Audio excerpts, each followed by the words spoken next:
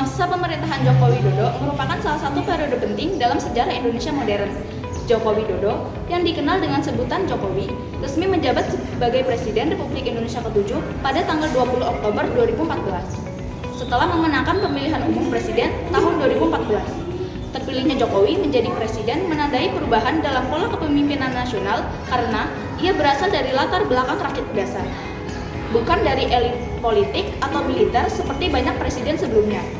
Hal ini menumbuhkan harapan masyarakat akan pemerintahan yang lebih merakyat, transparan, dan berorientasi pada kesejahteraan publik. Pada periode pertama pemerintahannya 2014 sampai 2019, Jokowi bersama Wakil Presiden Yusuf Kala memprioritaskan pembangunan infrastruktur sebagai dasar untuk mempercepat pertumbuhan ekonomi nasional. Pemerintah membangun berbagai sarana fisik seperti jalan tol, jembatan, pelabuhan, bandara, bendungan, dan jalur kereta api. Pembangunan ini bertujuan untuk meningkatkan konektivitas antar wilayah, menurunkan biaya logistik, serta mengurangi kesenjangan pembangunan antara daerah perkotaan dan pedesaan, khususnya di wilayah Indonesia bagian timur. Selain itu, Jokowi mencanangkan program Nawacita, yaitu 9 agenda prioritas yang berfokus pada pembangunan dari pinggiran, reformasi birokrasi, penguatan karakter bangsa, dan penegakan kedaulatan negara. Pemerintahan Jokowi juga memperkuat program kesejahteraan sosial. Pemerintah meluncurkan dan memperluas program Kartu Indonesia Pintar atau KIP untuk membantu biaya pendidikan. Kartu Indonesia Sehat atau KIS untuk meningkatkan akses layanan kesehatan serta berbagai bantuan sosial bagi masyarakat kurang mampu. Pada pemilu presiden tahun 2019, Jokowi kembali terpilih untuk periode kedua dan dilantik pada 20 Oktober 2019 bersama Wakil Presiden Ma'ruf Amin. Fokus pemerintahan pada periode kedua diarahkan pada pembangunan sumber daya manusia atau SDM, peningkatan kualitas pendidikan, serta penguatan daya saing bangsa di tingkat global.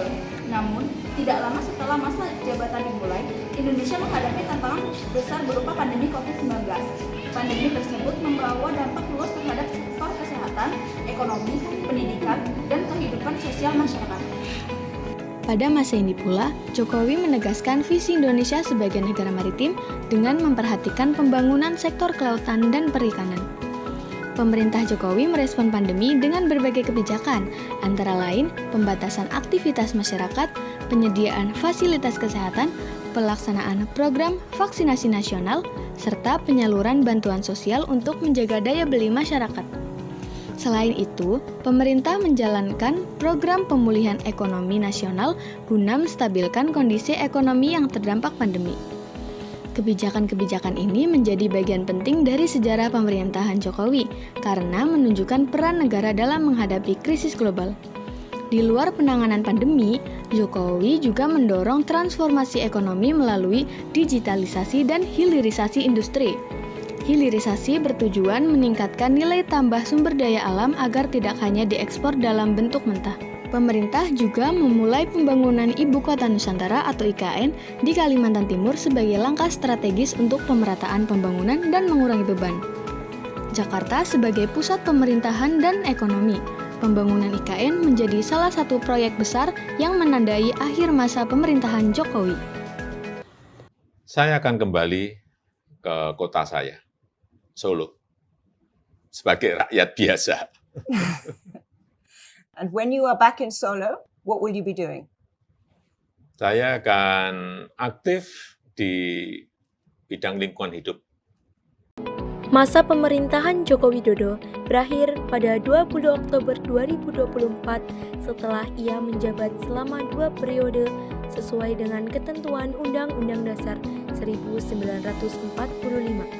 Sesuai dengan ketentuan Undang-Undang Dasar 1945, secara keseluruhan, pemerintahan Jokowi meninggalkan berbagai kebijakan dan program yang berpengaruh terhadap arah pembangunan Indonesia.